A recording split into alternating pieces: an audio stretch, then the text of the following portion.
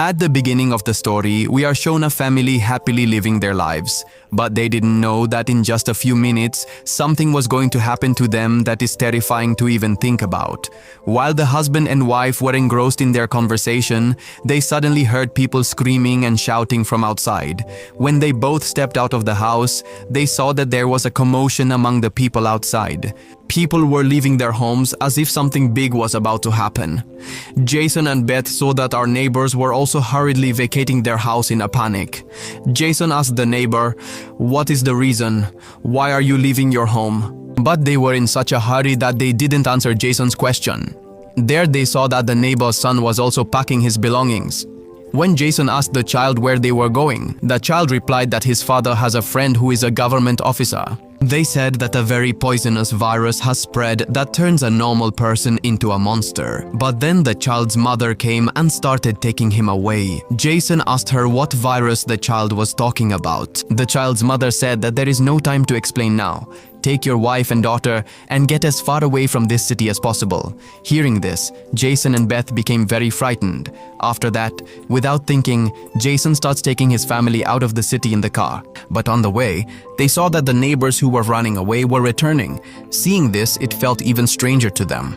Moving forward, they get stuck in traffic. When Jason and his family got out of the car, they saw that the only road out of the city was blocked by the police. Helicopters began patrolling the sky here and there. People were being told that a poisonous virus had spread in the city and that they should quickly return home. Hearing this, Jason found it strange that when a virus had spread in the city, instead of evacuating people, they were being told to stay in the city. Just then, a large rock suddenly fell from a nearby hill onto their car. Seeing this, they became very frightened. The mountain started shaking, and then two military fighter jets emerged from behind the mountain and headed towards the city. Those two fighter jets began raining bombs over the entire city, turning it into ashes. Jason's wife, Beth, immediately realized that if they had listened to the police and returned home, their fate would have been very grim. After that, the fighter jets started moving towards the people on the road. Seeing this, everyone was in a frenzy. Now everyone understood that the government wanted to kill them. Everyone started running here and there to save their lives. But Jason and Beth realized that no matter where they ran, those fighter jets will definitely kill them. Just then, Beth turned around and saw a school on the hill and thought that place would be better for survival. After that, Jason, Beth, and Joey started climbing the hill towards the school.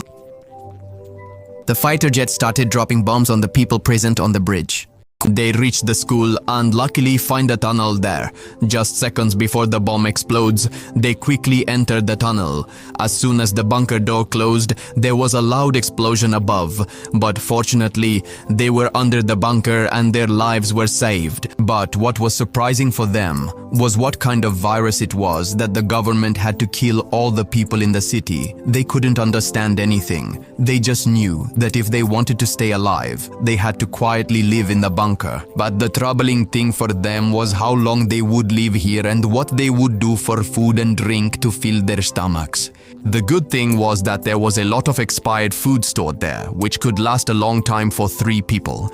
Jason's wife Beth was very worried. She started thinking about her daughter Zoe, wondering what they would do if she got sick. And Beth had also hurt her hand while closing the door, which was quite a deep injury. They were both also anxious about whether this poisonous virus had attacked their bodies as well. But this was not the time to think about it. They had to make the bunker safe now so that no one could open the bunker door from above. Jason securely locked the bunker door with an iron chain and decided that they would now live hidden here. But life underground was not easy. Every day, the same food, muddy water to drink, and in their free time, they played cards. Their connection to the outside world was completely cut off. After staying here for many days, they were very much fed up with this bunker. But what could they do? If they went up, they wouldn't survive. This life made Jason's family realize the end of the world. Joey asked his dad, "Dad, how long will we stay here?" Jason had no answer to that. He just told his daughter that we will go outside only when the virus is gone. He places his fingers over his daughter's eyes and makes her imagine the outside world. Days passed like this, and then months. They didn't know that in waiting to go outside, they had spent more than 300 days in this bunker. Joey looks at the outside world through the periscope made by her mother. All around, there was just a scene of devastation. It's as if the whole world has burned to ashes. There wasn't a trace of any human being. Seeing all this, the little girl started to feel that maybe we are the last people left in this world. The mother reassured her not to think like that. Maybe your friends are also hiding somewhere like us. It was now night and it was time for dinner. They had little food left. So, the three of them were managing with small portions. But today, at Joe's insistence, she was given a whole can. When Joe opened the tin can, she saw that it was empty inside.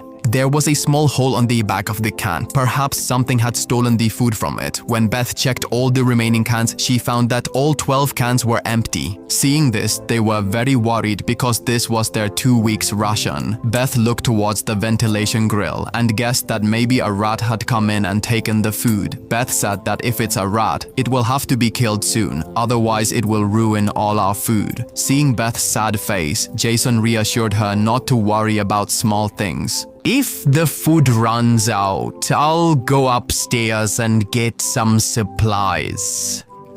The next day, when Zoe was playing with blocks with her mother, a faint sound came from behind. When Zoe turned around, a rat was again tin. But that little mouse turned out to be very fast. It escaped Jason's strike and knocked over the lantern on the table. Just as it was about to enter its hole, Beth suddenly pounced and killed the mouse. They were all celebrating the mouse's death when, on the other side, the fire started spreading slowly due to the fallen lantern.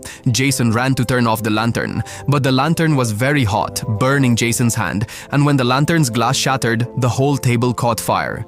Beth tore the curtain to try to extinguish the fire. Jason took half a bucket of water from the tap and poured it on the fire. Somehow they both managed to put out the fire, but the danger was not over yet. In fact, things were about to get even more difficult for them because they had already extinguished the fire. But the smoke from the fire had filled the entire bunker, and that smoke was slowly rising through the ventilation grill. Seeing this, they all panicked because this smoke was revealing their location.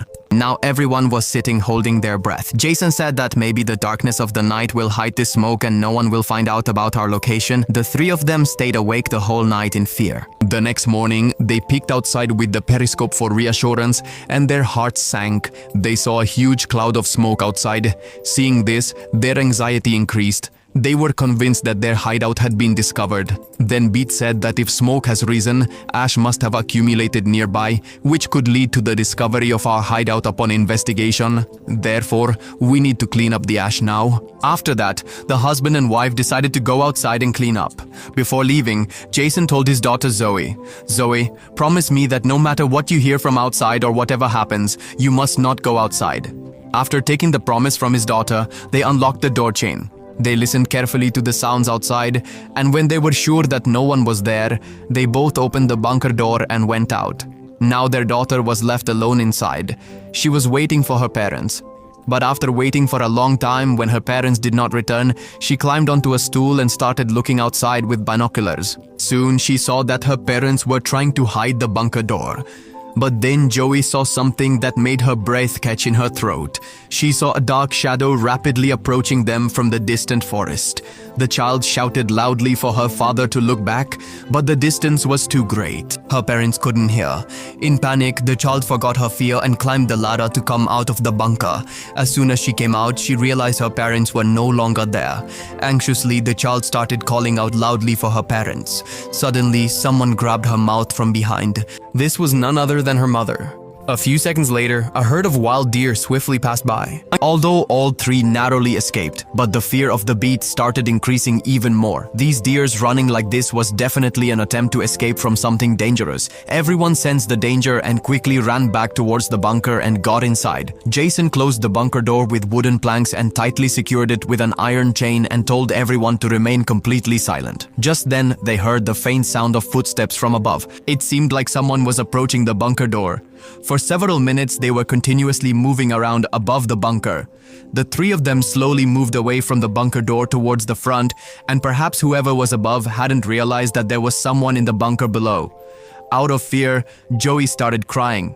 Beat calms her down and says that if the sound reaches outside, everything will be over. The three of them had moved quite a bit away from the bunker door slowly. They were moving away from the bunker door so that even if someone opened the bunker door from above, they wouldn't be seen below. But just then, the doll that Joey had picked up got its string caught on a screw. The screw started to loosen slowly. Seeing this, Jason and Beat held their breath because that string was connected to the sound switch in the doll. Before they could do anything, the screw suddenly came out, and at that moment, sounds started coming rapidly from inside the doll. Jason immediately tore the doll apart and broke the speaker inside, but now it was too late. The thing above that was chasing them had caught onto them. Suddenly, there was a loud thud from above, and then the heavy footsteps stopped directly above the bunker door. It had finally found their hiding place and began trying to open it. He was pushing the bunker lid hard, and despite being locked with chains, the danger was clearly felt, and the monster above had realized that someone was definitely below. Although the door was locked with strong chains, in front of that thing's terrifying strength, the chains began to break one by one. Seeing this, Jason knew that the door wouldn't hold for much longer. So he quickly ran inside and started pulling out the water pump's pipe. Here, Beth also showed courage and climbed the ladder, using her body weight to pull the chain and try to keep the door closed. But still, the iron lid started to open slowly. Just then, a dark shadow appeared above the door, its eyes shining like a bulb. It was as if death was watching them from above. Without thinking, Jason attacked it with the pipe, causing it to fall back. Jason quickly wedged the pipe into the door to close it, and that thing ran away. But Jason's body was still trembling badly. He could never have imagined that outside, not only were there ruthless soldiers, but also dangerous monsters roaming around. The whole family sits dejectedly by the stairs because now their hideout had been exposed. Now they could be attacked at any moment, and they realized that this time there was only one, but next time when they come, there will be many more, and we won't be able to do anything against them. After a while, the cupboard suddenly started shaking. Jason and Beth understood that it had called its other companions too. Loud footsteps could be heard from above, as if thousands of creatures were running over their heads. Then they all gathered at the bunker door. Suddenly, a tremendous attack began. This time the force was stronger than ever before. The strong iron door broke and fell, and many eyes began to shine at the bunker door, causing them to run backward in fear. But those monsters were also following them. Beth threw her oil lamp and set a curtain on fire between them, and they both blocked the path with a cupboard. They all quickly started running inside the bunker. But they knew that this couldn't hold them off for long. They had no way to escape now. Just then, the girl saw a ventilation opening towards the ground. Jason broke it with force and pushed his wife and daughter outside with all his might. But when he tried to get out himself, he got stuck due to the narrow space. On the other side, the monsters were approaching him. Now, somehow, Jason had to get out of here. He didn't see any other way, so he broke his shoulder bone, causing him to scream in pain. But quickly, he composed himself and got into the ventilation. Beth, without wasting time, started pulling Jason out with all her strength. Just as Jason was about to get out, a giant creature came and grabbed Jason's leg. Jason realized that escaping was now impossible. There was no hope of running away. Looking into his wife's eyes, Jason said that no matter what happens, don't let anything happen to Zoe, and the next moment the monster drags him into the bunker. But instead of being afraid of the monster in the bunker, Jason says to them, "Come on, let's see how strong you are." When Beth and Joey looked down, they heard loud screams coming from the bunker. Beth understood that her husband was fighting to give them time to escape. Even in pain, she took her daughter and got away from there, avoiding the monster, and they came quite far. But while running, they felt something strange. They saw that the highway that led to the outside world now had a high wall standing there. This meant that no one could leave the city now. Just then, a helicopter came flying from afar.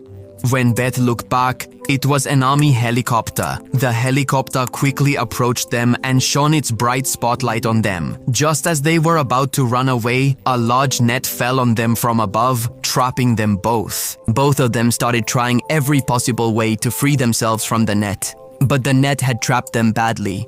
Beth saw through the mesh of the net that some dark shadows with green eyes were approaching them. That's when we learned the real secret of the story. These people holding guns with yellow eyes, whom we thought were monsters, were not actually aliens or virus-infected people. Instead, they were military soldiers wearing gas masks and night vision glasses. The eyes, whose yellow glow made them appear from another world.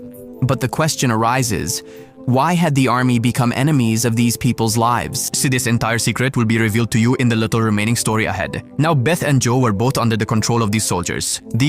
A soldier took out a large injection and pricked both of their necks one by one. When their blood was tested, it was found that both were infected with a poisonous virus. This means that they are a threat to this earth.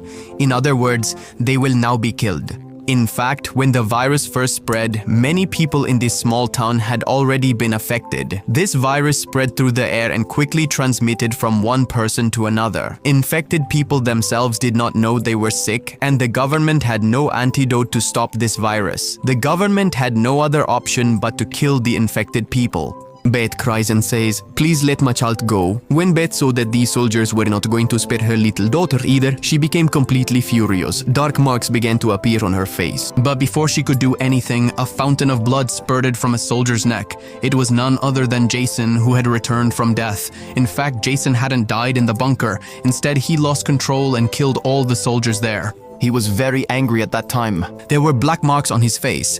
His eyes were red with anger, and his body's strength had increased many times over. It was clear that he was not the same Jason, but appeared in a different form.